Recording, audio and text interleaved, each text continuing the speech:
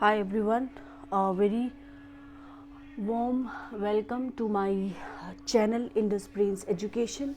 और आज जो हम पढ़ने वाले हैं वो है क्लास 11th की जो बुक है आपकी बायो की, वो मैंने यहाँ पे स्टार्ट कर दी है।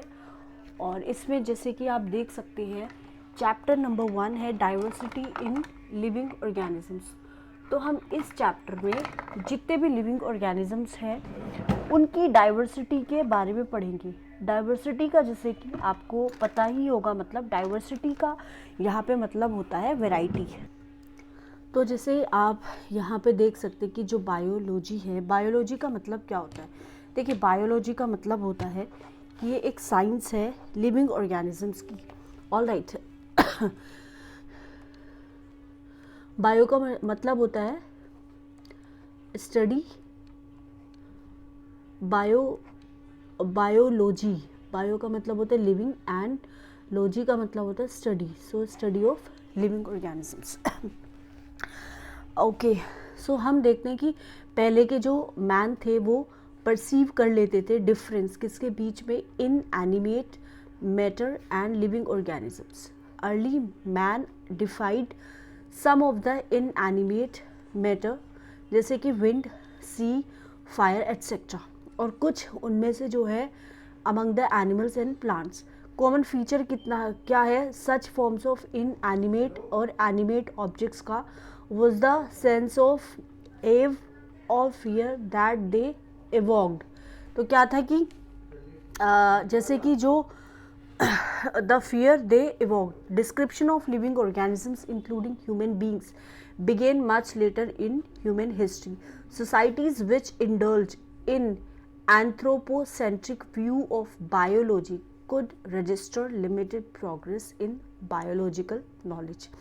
Systematic and monumental description of life forms brought in out of necessity detailed systems of identification, nomenclature and classification। Biggest spin-off of such studies was the recognition of the sharing of similarities among living or organisms both horizontally and vertically, that all present day living organisms are related to each other and also to all organisms that ever lived on this earth, was a revelation which humbled man and led to cultural movements for conservation of biodiversity. In the following chapters this unit you will get a descriptions including classifications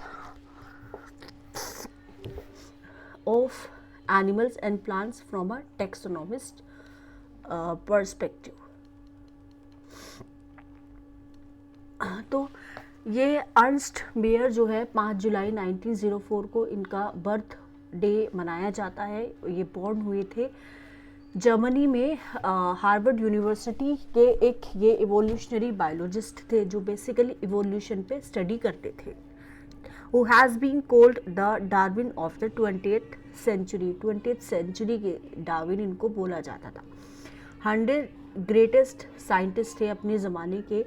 mayor ने Harvard की जो faculty of arts और sciences है उसको 1953 में join किया और 1975 में ये रिटायर हो गई। ठीक है, तो इनको टाइटल मिला Alexander Agassiz professor of zoology emeritus. Throughout his early 80-year career, his research spanned ornithology, taxonomy, zoogeography, evolution, systematics, and the history and philosophy of biology. He almost single-handedly made the origin of species diversity the central question of evolutionary biology that it is today. He also pioneered the currently accepted definition of a biological species। ये पहले जो 3 prizes इनको award मिले थे, widely regarded as the triple crown of the biology. एक था Balzan prize 1983 में, international prize for biology in 1994 and the Crafoord prize in 1999। Mayr died at the age of 100 in the year 2004।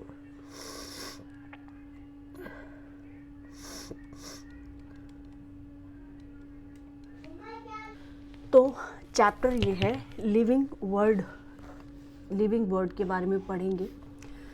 How wonderful is the living world, बहुत wonderful है। Wide range of living types जो है वो भी amazing है। Extra ordinary habitats, जिसमें हम बहुत सारे लिविंग ऑर्गेनिजम्स को पाते हैं, चाहे हम कोल्ड माउंटेन्स की बात करें, चाहे हम डेसिडुअस फॉरेस्ट की बात करें, चाहे हम ओशंस की बात करें, चाहे फ्रेश वाटर लेक्स हो, डेजर्ट्स हो या फिर हॉट स्प्रिंग्स हो, लिविंग ऑर्गेनिजम्स आपको हर जगह मिलेंगे।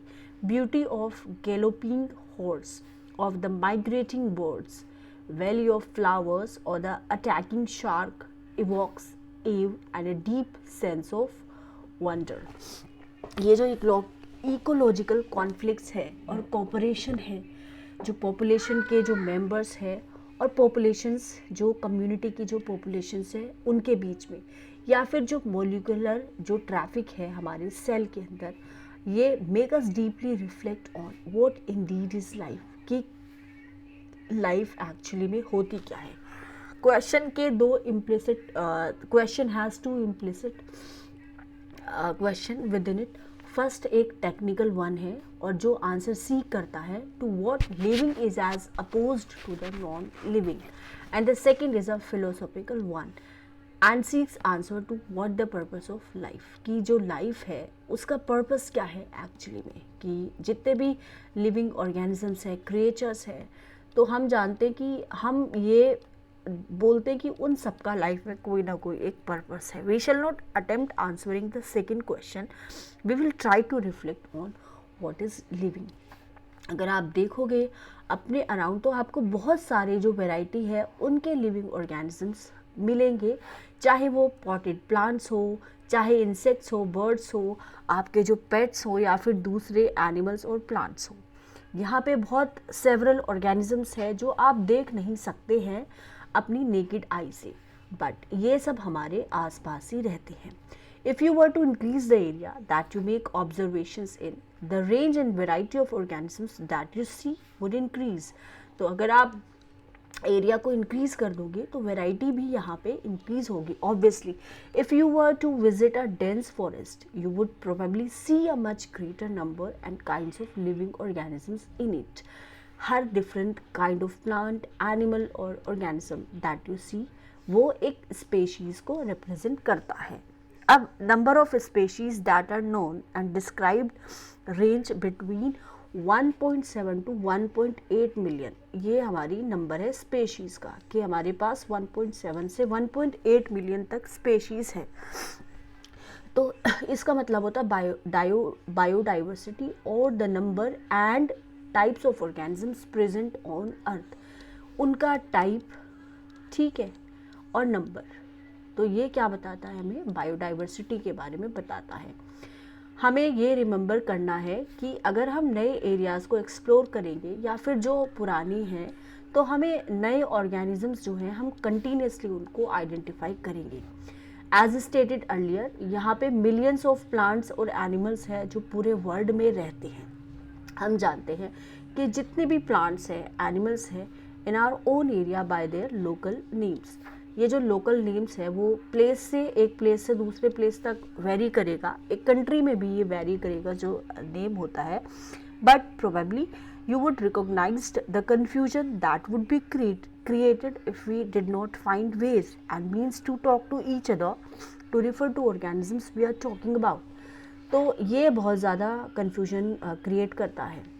हैंस यहाँ पे फिर एक नीड हुई कि हमें स्टैंडर्डाइज करना है जो लिविंग ऑर्गेनिजम्स है उसकी नेमिंग को, ताकि जो पर्टिकुलर ऑर्गेनिजम्स है उसको सेम नेम से ही जाना जाए पूरे वर्ल्ड में।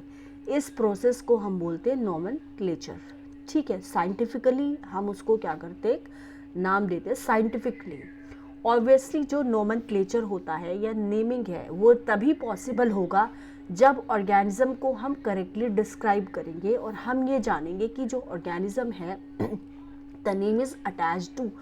तो इसको होता है हम आइडेंटिफिकेशन, हमने उसको आइडेंटिफाई किया फिर हमने उसको नाम दे दिया। इस स्टडी को फैसिलिटेट करने के लिए बहुत सारी जो साइंटिस्ट हैं उन्होंने एक प्रोसीजर एस्टेब्लिश किया है ताकि वो एक साइंटिफिक नेम असाइन कर सके हर एक जो नॉन ऑर्गेनिजम्स है। तो ये बायोलॉजिस्ट जो है सब इसको एक्सेप्ट कर चुके हैं पूरे वर्ल्ड के biologist. For example scientific names जो किस पे बेस्ड है कि जो अग्रीड जो प्रिंसिपल्स हैं, क्राइटेरिया है जो प्रोवाइडेड है international code for botanical nomenclature which is ICBAN. What is ICBAN? It is International Code for Botanical Nomenclature. I for International, C for Code, B for Botanical, N for Nomenclature. तो आप पूछ सकते हैं कि how are animals named, animals को कैसे हम नाम देते हैं। एनिमल्स जो एनिमल टेक्सोनॉमिस्ट उन्होंने एक इवोल्व किया है international code for zoological nomenclature. So BN is for botanical. Botanical is related to plants nomenclature and Z for zoological nomenclature. Scientific name ये ensure करते हैं कि जितने भी organisms हैं उनका सिर्फ एक ही नाम हो। अब यहाँ पे हम जो description देते हैं किसी भी organisms का, वो लोगों को ये enable करना चाहिए कि वो to arrive at the same name. They also ensure that such a name has not been used for any other known organism. और अगर इस तरह का जो नेम है वो दूसरे किसी ऑर्गेनिज्म का ना रखा गया हो। बायोलॉजिस्ट फॉलो करते हैं यूनिवर्सली एक्सेप्टेड प्रिंसिपल्स एक साइंटिफिक नेम देने के लिए सारे ऑर्गेनिजम्स को। हर एक जो नाम है उसके दो कंपोनेंट्स होते हैं। देखिए पहला होता है जेनेरिक नेम, ठीक है, एंड द स्पेसिफिक एपिथेट। तो ये क्या है, ये जो सिस्टम है providing a name with two components is called binomial nomenclature. एक होता है जेनेरिक नेम और उस पे एक स्पेसिफिक एपिथेट जो हम देते हैं, बाई मतलब दो, बाइनोमियल नोमेनक्लेचर। ये जो नेमिंग है इसको कार्लस लिनेस ने सजेस्ट किया था और ये सभी जो बायोलॉजिस्ट थे इसको वो प्रैक्टिस कर रहे थे पूरे वर्ल्ड में। ये जो नेमिंग सिस्टम है जिससे हम दो वर्ड की फॉर्मेट यूज़ करते हैं, बहुत ज़्यादा कन्वीनियंट इसको पाया गया था। अब हम एग्जाम्पल लेते हैं मैंगो का अंडरस्टैंड करने के लिए। Way of providing scientific names better. Scientific name जो है मैंगो का वो है मैग्नीफेरा इंडिका। तो हम देखते हैं कि how it is a binomial name. इसमें क्या होता है, ये जो मैंगीफेरा होता है ये इसका जीनस बताता है, जीनस जेनेरिक, जबकि जो इंडिका है वो इसकी एक स्पेशीज़ बताता है। तो पहला जो जीनस रिप्रेजेंट करता है, दूसरा स्पेशीज़ को रिप्रेजेंट करता है या फिर स्पेसिफिक एपिथेट। दूसरे जो यूनिवर्सल रूल्स है नोमेनक्लेचर के वो इस तरह से है कि बायोलॉजिकल नेम जो है जनरली किस में लिखे जाते हैं, लैटिन में, और इटैलिक्स में हम इसको लिखते हैं। ये इटैलिक्स है, दे आर लैटिनाइज्ड और derived from Latin irrespective of their origin. First word biological name में रिप्रेजेंट करता है जीनस, जबकि जो सेकंड है वो डिनोट करता है स्पेसिफिक एपिथेट या फिर स्पेशीज को, ठीक है। अब दोनों जो वर्ड्स हैं बायोलॉजिकल नेम में जब उसको हाथों से लिखा जाता है तो उनको हम सेपरेटली फिर अंडरलाइन करेंगे या फिर उनको हम इटैलिक्स में प्रिंट करेंगे to indicate their Latin origin, कि इनकी जो ओरिजिन है वो क्या है, लैटिन है। ओके, पहला जो वर्ड है जो डिनोट करता है क्या, जीनस को, वो एक कैपिटल लेटर के साथ स्टार्ट होता है, जबकि जो स्पेसिफिक एपिथेट है वो स्टार्ट होता है एक स्मॉल लेटर के साथ। It can be illustrated with the example of Mangifera indica. Name of the author appears after the specific epithet. अब जो ऑथर है उसका नाम आता है एक स्पेसिफिक एपिथेट के बाद। The end of the biological name and is written in an abbreviated form. Mangifera indica Lin indicate करता है कि ये जो स्पेशीज़ है वो पहले डिस्क्राइब हुई थी लिनेज से।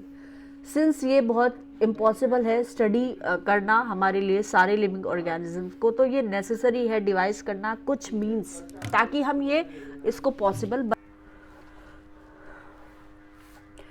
सो it is necessary to devise some means to make this possible. This process is called as classification. Classification क्या है, क्लासिफिकेशन एक्चुअली में क्लासिफिकेशन एक प्रोसेस है जिससे जो कोई भी चीज़ है उसको हम ग्रुप कर सकते हैं किसमें, कन्वीनियंट कैटेगरीज में। Based on some easily observable characters, कुछ इजीली ऑब्जर्वेबल जो कैरेक्टर्स है उनके बेसिस पे। फॉर एग्जाम्पल हम इजीली रिकॉग्नाइज करते हैं ग्रुप्स, जैसे कि प्लांट्स के ग्रुप हो गए या फिर एनिमल्स के ग्रुप हो गए, डॉग्स को, कैट्स को, इंसेक्ट्स को, etcetera. The moment we use any of these terms, we associate certain characters with the organisms in that group. What image do you see when you think of a dog? Obviously, each one of us will see dogs and not cats. Now, if we were to think of Alsatians, we know what we were talking about. Similarly, suppose we were to say mammals. You would of course think of animals with external ears and body hair. Likewise, in plants, if we try to talk of wheat, the picture in each of our minds will be of wheat plants only, not of rice or any other plant. Hence ये जितने भी all these जैसे dogs है, cats है, mammals है, wheat है, rice है, plants है, animals है, etc. are convenient categories we used to study organisms. Scientific term for these categories is taxa. So taxa means here category. taxa का मतलब होता है यहाँ पे category, ठीक है. Here you must recognize that taxa can indicate categories at very different levels. Plants also form a taxa, wheat is also a taxa.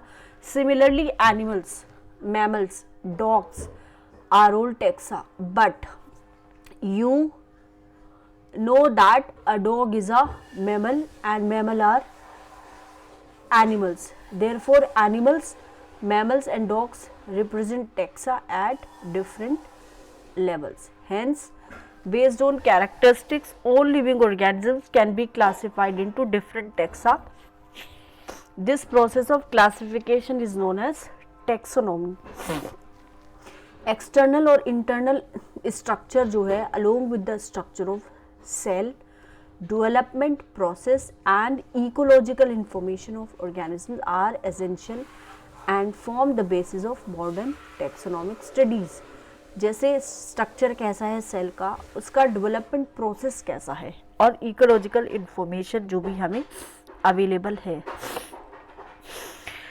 तो जो कैरेक्टराइजेशन है, आइडेंटिफिकेशन है और क्लासिफिकेशन है एंड जो नोमेनक्लेचर है, प्रोसेस जो बेसिक है किसके, टैक्सोनॉमी के. Characterisation, identification and classification. Taxonomy कोई नई चीज़ नहीं है. जितने भी ह्यूमन बींग्स हैं have always been interested in knowing more and more about the various kinds of organisms, particularly with reference to their own use. पुराने टाइम पे क्या होता था कि जितने भी ह्यूमन बींग्स थे needed to find sources for their basic needs of food, clothing and shelter. Hence, the earliest classification were based on the use of various organisms. Human beings were since long not only interested in knowing more about different kinds of organisms and their diversities, but they were also interested in knowing the relationship among them. This branch of study we refer to as systematics. Systematics भी Latin word से derive है. Systema उसका मतलब होता है systematic arrangement organisms का. Linnaeus used Systema Naturae as the title of his publication. Scope of systematics was later enlarged to include identification, nomenclature and classification. Systematics take into account evolutionary relationship between organisms. So, what is taxonomic categories? Classification एक single step नहीं है, ये involve करता है hierarchy of steps का, जिसमें हर एक step represent करता है एक रैंक या फिर कैटेगरी. सिंस जो कैटेगरी है एक पार्ट है ओवरऑल टैक्सोनॉमिक अरेंजमेंट का, इसको बोलते हैं taxonomic category. And all categories together constitute the taxonomic hierarchy. Each category refer to as a unit of classification in fact represents a rank and is commonly termed as a taxon. Plural is taxa. Taxonomic जो categories है और hierarchy है उनको हम example के साथ illustrate कर सकते हैं। Insect represent a group of organisms. जो इंसेक्ट्स क्या है, एक ग्रुप ऑफ ऑर्गेनिजम्स है, कॉमन फीचर शेयर करते हैं, like 3 pair of jointed legs. It means insects are recognizable concrete objects which can be classified and thus were given a rank or category. Can you name other such groups of organisms? Remember, groups represents category. Category further denotes rank. हर एक rank या फिर taxon in fact represent करता है एक unit किसका, classification का। तो ये जो टेक्सोनोमिक ग्रुप्स हैं या फिर कैटेगरीज हैं, ये डिस्टिंक्ट बायोलॉजिकल एंटिटीज है and not merely morphological aggregates. Taxonomical studies of all known organisms have led to the development of common categories जैसे kingdom, phylum और division for plants, class, order, family, genus and species। तो different categories है, जैसे जितने भी organisms हैं including those in the plants and animal kingdoms have species as the lowest category. Now the question you may ask is how to place an organisms in various categories. Basic requirement जो है वो knowledge है character का, एक individual का या फिर group of organisms का, जिससे कि हम सिमिलैरिटीज़ और डिससिमिलैरिटीज़ को आइडेंटिफाई कर सकते हैं और जो एक ही तरह के ऑर्गेनिजम्स हैं उनको हम ग्रुप कर सकते हैं एक ही तरह के ऑर्गेनिज्म में।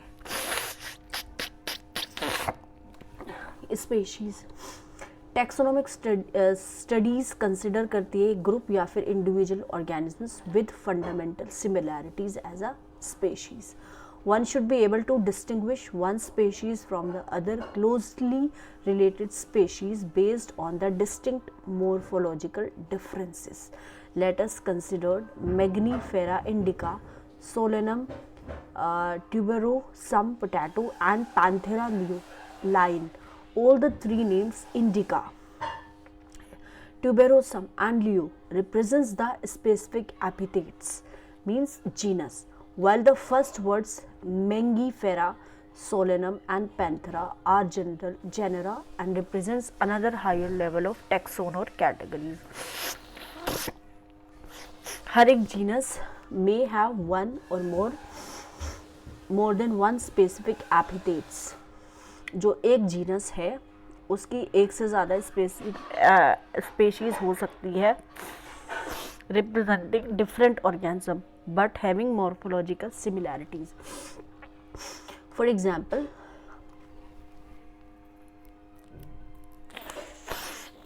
Panthera has another specific epithet called tigris, and Solanum includes species like nigrum and Melungena. Human beings belongs to the species Sapiens, which is grouped in the genus Homo. Scientific name thus is for human being is written as Homo sapiens. Genus comprises a group of related species which has more characters in common in comparison to species of other genera. We can say that genera are aggregates of closely related species. For example, potato and brinjals are two different species, but both belong to the genus Solanum. Lion, leopard and tiger with several common features are all species of the genus Panthera. This genus differs from another genus Felis which includes cats. Now family, next category जो है वो है family. इसमें group of related genera with still less number of similarities as compared to genus and species. Families are characterized on the basis of both vegetative and reproductive features of plant species. Among plants, for example, 3 different genera Solanum, Petunia, and Datura are placed in the family Solanaceae. Among animals, for example, genus Panthera, comprising lion, tiger, leopard, is put along with genus Felis cat in the family Felidae. So family का मतलब होता है.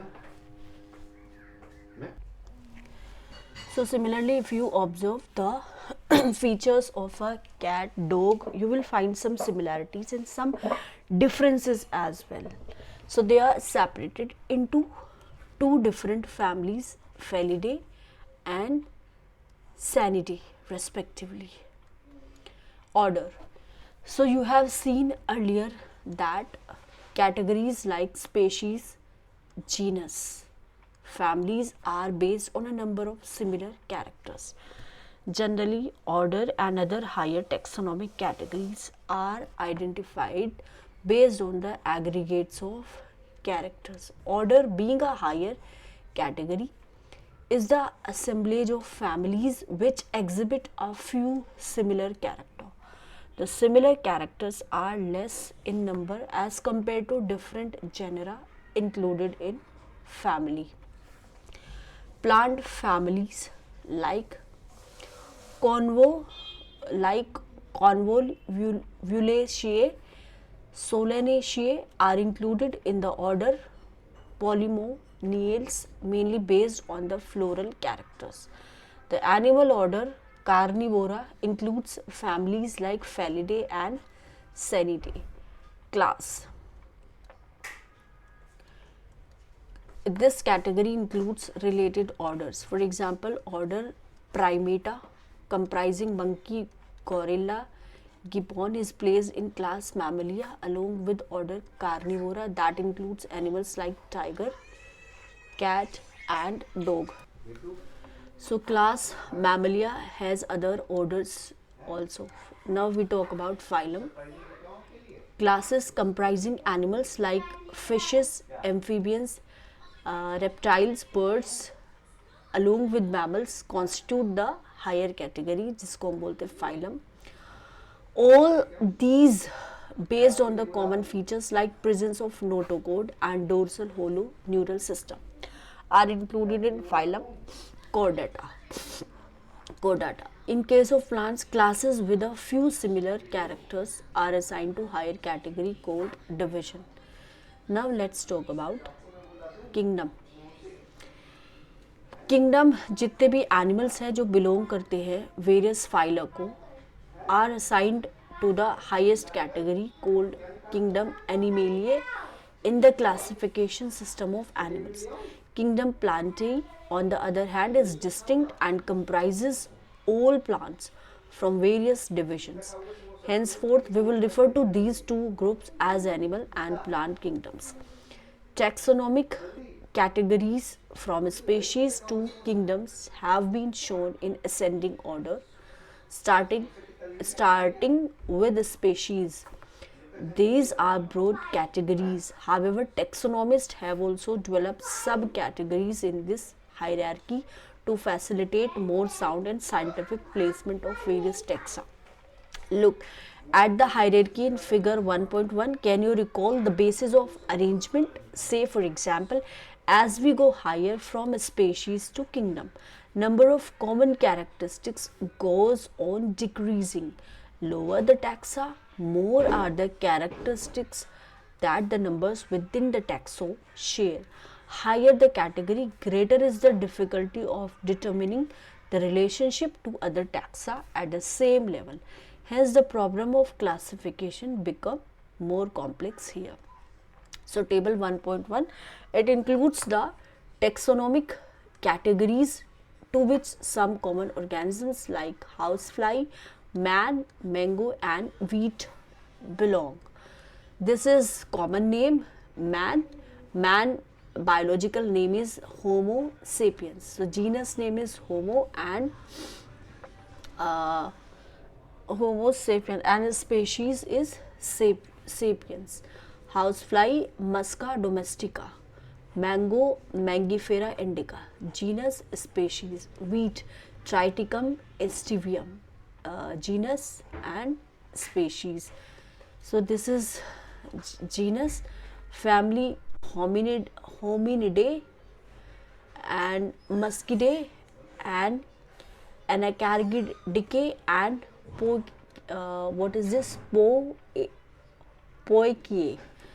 Order is Primata, Diptera, Sapindales, Poales. Class is Mammalia, Insecta, Dicotyledoni,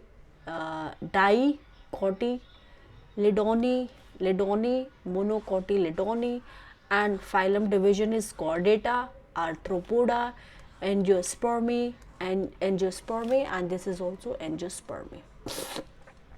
So this is the summary of this chapter.